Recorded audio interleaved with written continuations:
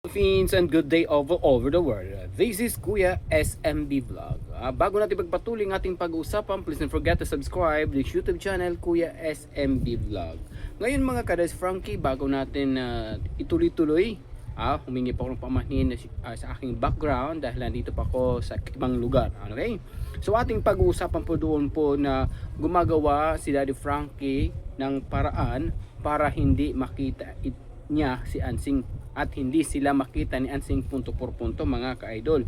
Ang sabi pa nga ni Daddy Frankie, lagyan muna niya temporarily ng harang doon kay sa gitna po, sa kalagitnaan ng bahay na pintay kay Daddy Frankie, kay Oliver, of course kay Ansing, parang lagyan ng cover po temporary para di po sila mapans. Kasi sabi pa nga ni Daddy Frankie, kapag pupunta po sila doon, panay silip daw si Ansing sa kagapuhan ni Daddy Frankie. Just lang. Dahil daw dito nakabantay po sa kanila punto por punto. Siyempre, na doon pa rin yung galit at tiis, galit at inis ni Daddy Frankie kay Ansing para kahit paano hindi sila mag eye to eye, mag eye to eye mga ka-idol, para kasi alam naman natin kapag makasakit kung sinong taong makasakit sa atin, kapag nakikita yung isang tao bumabalik yung sugat na binigay niya sa atin, yung ganon. So ayun ang nagiging plano ni Daddy Frankie in case kung itutuloy man ang paggawa ng bahay ni Oliver punto por punto, na lagyan muna temporary anong tawag doon, yung cover na yon, or else pwede trapal o yero, igdugtong-dugtong na lang doon para hindi lang makita. Mas better yun din ang gawin siguro, lagyan ng bakod na lang, puro yero na lang, dikit-dikit para medyo distance. Hindi mo na magkikita si Ansing, of course, si Daddy Frankie. Siguro tabi-tabi lang mo, idikit-dikit lang muna yung yero, or else is either trapal. So yung po mga ka-Daddy Frankie yung nagiging plano. Tsaka humingi rin po siya mga pamanhin sa nangyari, kasi pati siya nadadamay sa mga galit ng mga supporters na hindi niya manakalain na ganun pala magiging resulta yung kanyang pag-uunawa kay Ansing, na pati siya nadadamay. So humingi po siya pamanin. Of course, yung sumang-ayon agad siya kay Ansing. Hindi muna siya kumuha ng confirmation sa mga kapatid kung totoo yung mga sinasabi ni Ansing sa kanya bago itayo ang bahay. Kaya humingi po siya doon ng pamanin. According to Life New Zealand, Daddy Frankie, suggestion ko lang po, sana magawa ng maliit na pantry ang bahay ni Kuya Oliver para doon po ilagay lahat ang groceries niya at lagyan po ng lock, at ni Gigi lang hahawak ng susi. According to him, itabi na lang ang pagkain sa bahay ni Gigi at ibili na lang kay Oliver kung gusto niyang kumain punto por punto.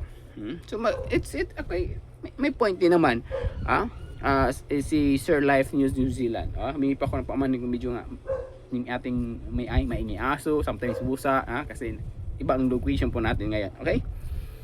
So yan po mga ka-idol. At least may mga plano si Daddy Frankie ngayon para may pagpatuloy pagtayo kay Oliver bahay. So ang sabi pa nga niya, why na lagi siyang nakipag-coordinate, hinahanap lagi si Ansing, kasi sino ang hahanapin niyang ka-relative ni Oliver kung hindi niya kakausapin si Ansing, while si JJ wala lagi sa bahay dahil nga sa kanyang trabaho punto por punto. Alam naman natin si Ansing nasa bahay lagi, nagpapa beauty salon. Ang dami mong alam, SMB. So yun po mga idol, yung point ni Kuya SMB na sometimes yung iba sobrang inis, sobrang galit sa pinapakita ni Ansing. Pati si Daddy Frankie nadadami na rin, na hypnotize kahit ano nung pinagsasabi ng mga supporters, followers.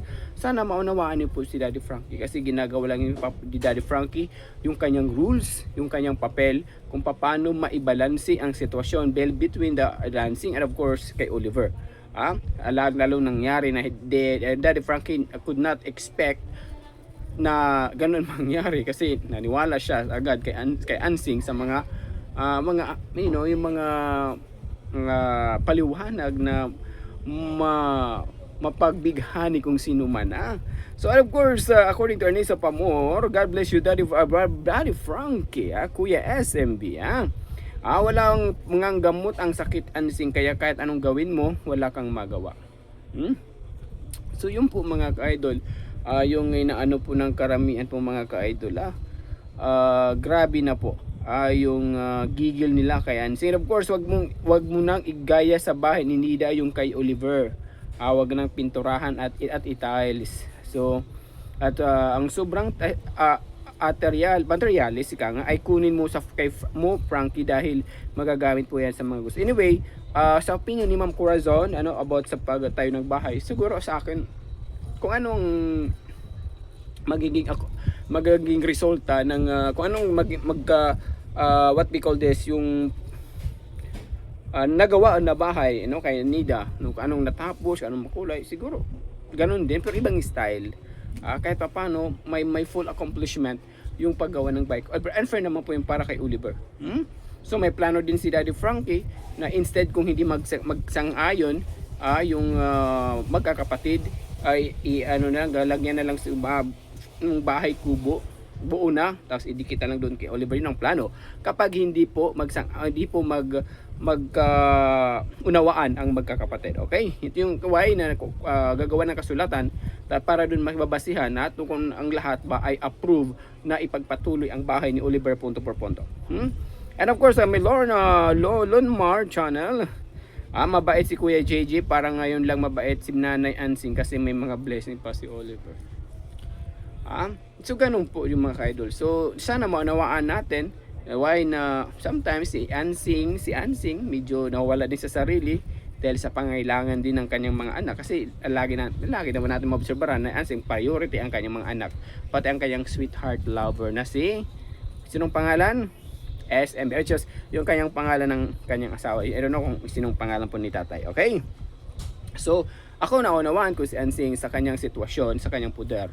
Parang at sa mga ginagawa niya, hindi niya makontrol ang kanyang sarili dahil po yan sa depression. Alright?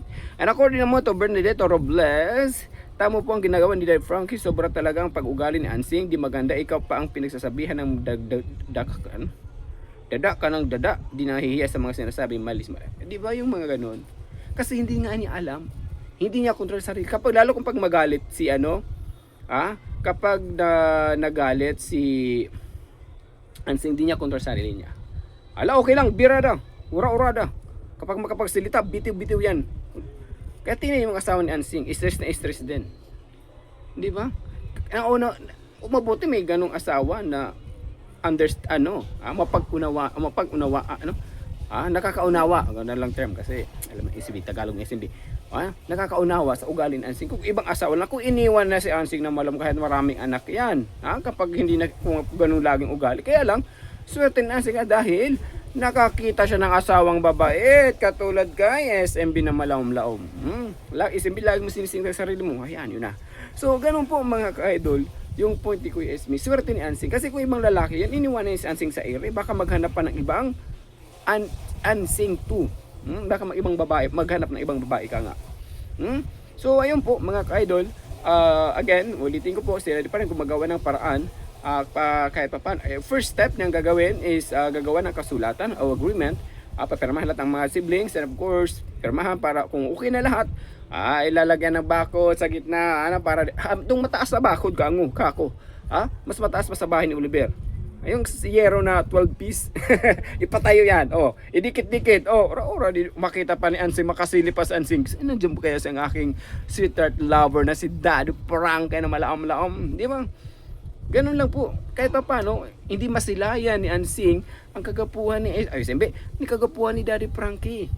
Kasi laging binabantayan ni Ansing kung kailan kaya darating ang aking dream boy. Kailan kaya darating ang aking bayani na to help my needs, to help my providing basta provide, yun na yun. Yung pangangailangan niya. Alam naman natin si Daddy Frankie ang naging hero sa pangangailangan ng mag-asawa. Wag na kayo magkaila. So anong opinion po, ano ang niyo po mga ka-idol? Opinion regarding po doon. Again, sa mga nandiyan, humingi po ako ng pamanhin kung ano yung mga narinig yung mga sounds inherent sa aking paligid. Dahil nandito talaga ako sa isang lugar na mataon talaga. Kaya humingi po ng apology sa lahat, okay?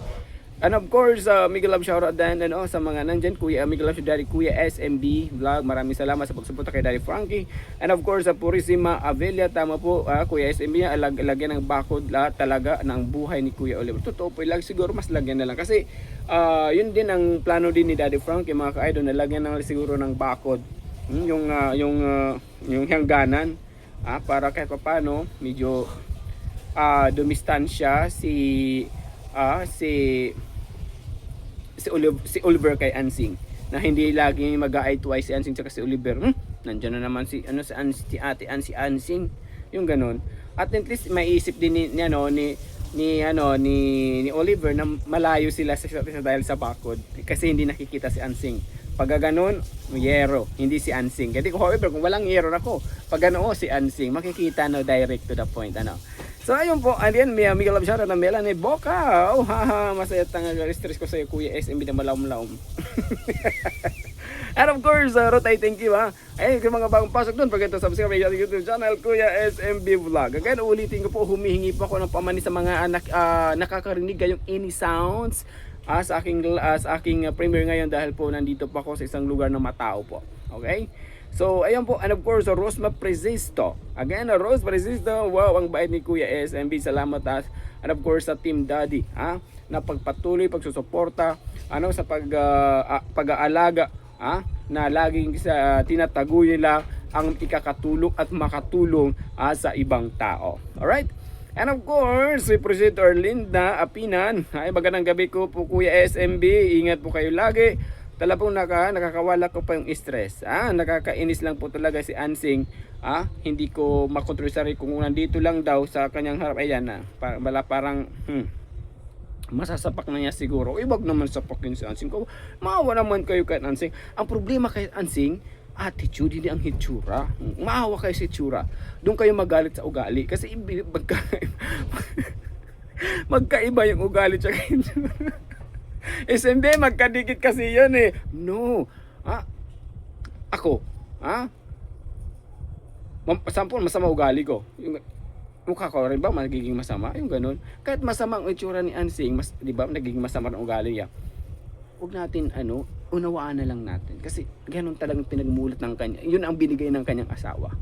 Kasi take note this mga kaidol, kung kahit sino mang asawa, kung maganda mag-alaga sa asawa, kung feeling, how to care, anak ko, sa si Ansing, mas maganda pa yan kay Maria at saka kay Aquino. Of course, kay sa mga nandyan, just lang. So, ganun lang po dun mga kaidol, And of course, mga kaidol na binabasa ko lahat mga comment nyo po dito dahil po, again, what I said, okay, mag-English talaga. SMB, gabi na, wag kag-English. Hayaan nyo na. Okay, talaga. What I said na you are my boss. Because of you all, guys there and outside of my space, all over the world. Nandito si Kuya SMB sa harapan po ninyo sa patuloy sa pagsusuporta. Maraming salamat po sa pag-welcome nyo kay Kuya SMB at pagmamahal nyo kay Daddy Frankie na napamahal niya rin po kayo kay Kuya SMB. I'm very appreciated po yun po. Sobrang maraming salamat po na nabigyan ng second demotion. Anong demotion? Kasi pangalawang pagkakataon na mag-boom. Anong boom? Na mabuksan uli ang Kuya SMB Vlog channel dahil po yan po sa inyo. Kaya maraming salamat. Huwag kang mag-drama SMB. Sige, ipagpapatuloy ko na. And of course, Miguel Love shoutout din. Ayun po. Yun ang naging plano ni Daddy Frankie. Kung in case kasi di ba, sabi ko kanina na agreement muna bago tuloy-tuloy. Pero lagyan ng bakod. May nag-suggest dito, okay po yon. Pero may nag-suggest dito na wag na ituloy ang bahay. Pero disagree po ako doon. Kasi ginagawa wag naman natin putulin kung ano man ang magiging plano ni Daddy Frankie. Suportahan na lang po natin. Po yun po. Punto. Total, ginagawa lang ng Daddy, hindi kakayos si Ansing. Ay kakayos ni Oliver. Okay, si Ansing naging nahugot lang po yan dahil sa kanyang mga ginagawa dahil nga lagi siyang na-involve sa mga sa mga videos, lagi siyang nakakasama sa mga videos kasi lagi nakaka-cosplay Daddy Frankie si Ansing dahil siya man talaga ibang dapat kausapin kasi siya lang naman talagang relative diyan. While si JJ nga laging wala, ha? Sabi pa nga pag-uwi laging naka gasolina. Alright? And of course, ako na famous Jones Hausay. Wow, congrats po sa lahat. God bless po. According to Ferry Hosa. And of course, wag mo papagandahin na, ito na naman si Milagros, wag mo lang pagandahin ng, ako disagree din po ako dito mga idol. So sorry po kung yun po ang kagustuhan po ninyo, but we are have a kanya-kanyang opinion po regarding po this. Para po sa akin mga ka-idol, ipagpatuloy. Buhay pa. Bata pa si Daddy Frank. Ay, Daddy Frank ituloy. Bata pa si Oliver. Uy, matagal pa niyan matitirahan yan. Ang importante na ibigay, na ibuhos. Sabi pa nga, kapag magbigay tayo sa isang tao, hindi man lagi magbibigay araw-araw, sagarin na para makautot. Sagarin na para makaluwag. Kahit paano, makita at maramdaman din ng tinutulungan mo na this is it. Ito na yung pinapangarap kong magkaroong sariling bahay. Mas maganda pa sa bahay ko kaysa kay Ansing. Diba? Mas maganda pang bahay ko kaysa kay JJ. Yung ganun. And of course, Agnes Scorpio, sa Kim talaga yan, sa Kim. Yes, yun talaga yung attitude, nandun pang ate sa Kim. Lahat ng attitude meron po si Ansing. Kasi nga sa itsura, nandun din. Nakahalata naman sa tao kapag maraming mga tinatagong pangugali. Yung kanyang expression sa mukha, yung galaw po niya punto por punto, hindi mapakali. Again, hindi mapakali. Yun lang po dun mga ka-idol. According to Yolanda Baton, tama Kuya SMB, nakaka-stress talaga, hindi makapaghintay. May motibo talaga yan si Ansing punto por punto. Since nandun yung point na meron siya mga plan, motibo, mga ganyang bagay. So ayan, so at least may ginagawa rin hakbang si Daddy Frankie para maputol po anong mga motibong aksyon ang gagawin ni Ansing. Kasi alam naman natin noon pa na aywan ko, mga 2 weeks ago na ba, nang galit si Daddy Frankie na sinabi siya ng ngawa. 2 weeks na ba? O 1 week or more? Okay, 2 weeks. Ayun na, parang babakuran na lang daw niya. Siguro mahaba o kahit 14 piece para hindi makaganon si Ansing. Hi, Daddy Frankie. Di ba yung gano'n? Hindi ba gano'n? How are you today? Agay, talaga ba? Do you miss me? Agay, mga masasabihin ni Frankie, oh my God, who are you? Di ba? Yung gano'n. So, yung Daddy Frankie, yung point ni Kuya SB, kasi nga, agoy. Hindi talaga maiwasan na hindi kasi magkadikit lang naman baka magluluto ng ulam doon kay Gigi, makaamoy si Ansing.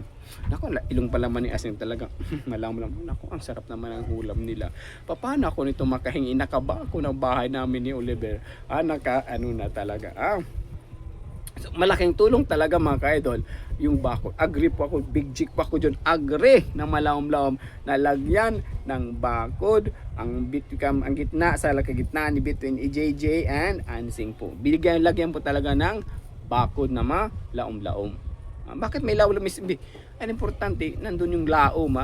Ganun lang po doon mga ka-idol. And that is an expression lang po. And of course, Kuya SMB sa real interest done already. And of course, Flora Periha, hi, hello. Napakabait mo. And of course, nakaka-high blood lang talaga yung si Ansing. Laming naka-high blood. Kaya yung mga ibang senior, sabi ko nga, kapag si Ansing nakasama sa content ni Daddy Frankie, magtabi kayo ng BP. Magtabi kayo ng BP. Or oximeter. Biro lang po. Kasi yung high blood. Anak, bilisan mo dito. Dikit ka muna dito sa akin. Bakit? May papanoorin lang tayo. Ano papanoorin? Basta, dumikit ka dito sa akin. May papanoorin tayo. Nagon si Ansing na, anak, na high blood na ko. Ansing, BP mo ko, BP, bilis. Ano na anak? Di mo yung mga ganun BP mo ako, anak. Ano na anak? 100 to 100. Agoy, anak. High blood na ko. Yun lang po doon. Halimbawa lang naman, at least may demo tayo dito. Halimbawa lang naman. Wow, natatawa ako sa iyo, SMB. Neria Dumaraog. And of course, Daddy Frankie daw, padala ni si JJ ng from it. Wow, that's nice. Kung gano'n man lang na kahit paano, kahit maliit man lang, at least importante, malaking tulong na po 'yung para kay Oliver. Any amount. Provides 'yung pangangailangan ni Oliver. True kay JJ. Hindi true kay Ansing. Kaya true kay Ansing, example 1.5. Kay kay Ansing dyan, 1,000. Kay Oliver, 500. Kapag maubos ng 1,000, naubos ng 1,000 kahapon, Oliver. Ibigay mo naman ako ng 200, 300. Bakit nasa 1,000? Anak ko, binili ng longganisa. Hindi na kulay pula, kulay brown. Kasi salty with bagoong, di ba? May flavor pa talaga SMB. And of course, Melanie, nako, tapos ang puso music nitong kapaganda ni Frankie. Ituloy pero wag na pagandahin. Siguro, nandun yung point din ninyo, opinion po ninyo. Pero ako, okay lang Daddy Frank, kung pagpatuloy, magpagandahin nyo, lagyan ng kulay, lagyan nyo ng kung ano-anong makakaganda decor. Kasi kapag alam nyo mga Daddy Frank, kapag matapos ang bahay ni Oliver, nako, marami lalo kung nababakura na agay, tuwang-tuwa naman ang mga nanonood. Kapag may bako na between ang bahay ni Ansi sa ni Oliver, kapag may bako na yun mga ka-idol, maraming magbibigay ng mga sponsor na mga gamit na makukumpleto sa bahay ni Oliver punto por punto. Kasi alam nila na may hindi na labas-pasok si Ansing sa bahay ni Oliver. So yun po mga ka-idol, mabuti tumahimik ng aking paligid. Kanina pa, medyo wala ng sounds of human being, sounds of animal, sounds of etc. Humingi lang ko ng pamantoy. Sorry po mga ka-idol. Hindi ko hawak ang aking environment. Kaya open. Kaya gumagawa ko ng way na maging tahimik sana bago tayo mag-start ako ng aking premiere ngayon. But sabi ko sayang yung oras. Tinutuloy ko na. Ayun po mga ka-Daddy Frankie, na again, ulitin ko po na don't you worry. Sa mga agree po dyan, tutuloy po ni Daddy Frankie ang paggawa kay Oliver ng bahay. Pero bago po ang lahat, kasulatan muna. Kung okay ng kasulatan, ipagpatuloy. Kung hindi, gagawa lang siguro si Daddy Frankie ng buo ng bahay kubo at idikit doon sa bahay ni JJ punto por punto. Yun ang mga step option option ni Daddy Frankie kapag hindi pirmahan ni Ansing ang agreement punto por punto. Pero para sa akin po, pipirmahan ata yan ni Daddy ni Ansing. Yan po, di ba, pumunta nga doon, nagmakaawa, di ba, nagsorry. So abangan lang po natin kasi alam naman natin na iba-iba yung ugali ng bipolar. Ngayon okay, mamaya hindi. So ayun po, doon na lang po natin masusukat po mga ka-idol na ang isang tao wala pa sa may problema sa kanyang pang-iisip. Again, sa mga bagong pasok, don't forget to subscribe this YouTube channel, Kuya SMB Vlog. At sana na ituloy-tuloy na po ito na ating nasimulan at magtulungan na lang po tayong magkaisa para maipagpatuloy ni Daddy Frankie ang kanyang mga mithiin sa pagtulong ng ibang tao. Kung si Kuya SMB man, kung makauwi man akong makabisita man din ako sa aking kung saan ako nagmula, siguro gagayahin ko rin si Daddy Frankie. Si Daddy Frankie ang naging daan ko na para matumulong din sa ibang tao punto por punto. Okay, sa tulong po at gabay po ninyo, dahil nagagawa po ni Daddy Frankie dahil po sa inyo, sa tulong po natin. Sana na kung ano man ang mga plano ni Ansing, sana itigil na niya at magbago na siya. Siguro magpa-check na rin ako kay Daddy Frankie kung may tempo siya, even na kanyang asawa, na ipa-check si Ansing sa psychiatry. Dahil sa psychiatrist para po malaman kung ano ang problema kay Ansing. Kasi sa papansin ko mas may problema sa Ansing sa isipan kaysa pang-iisip kaysa kumpara natin kay Oliver punto per punto. Anyway, so hanggang dito na lang muna tayo mga ka-Daddy Frankie ang ating premiere ngayong gabi. Humingi po ako ng pamahal again kung ano mang narinig yung sounds, any kind of sounds of human being and etc. Dahil nandito pa ako sa mataong lugar. So hindi ko hawak ang buong mundo. Hindi ko hawak ang aking environment punto por punto.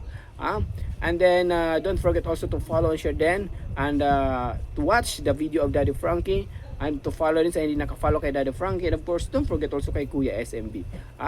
And then, natatawa lang po ako na yung mga ibang reactor, kinukumpara sa akin. Huwag naman ikumpara sa akin ng mga reactor nila.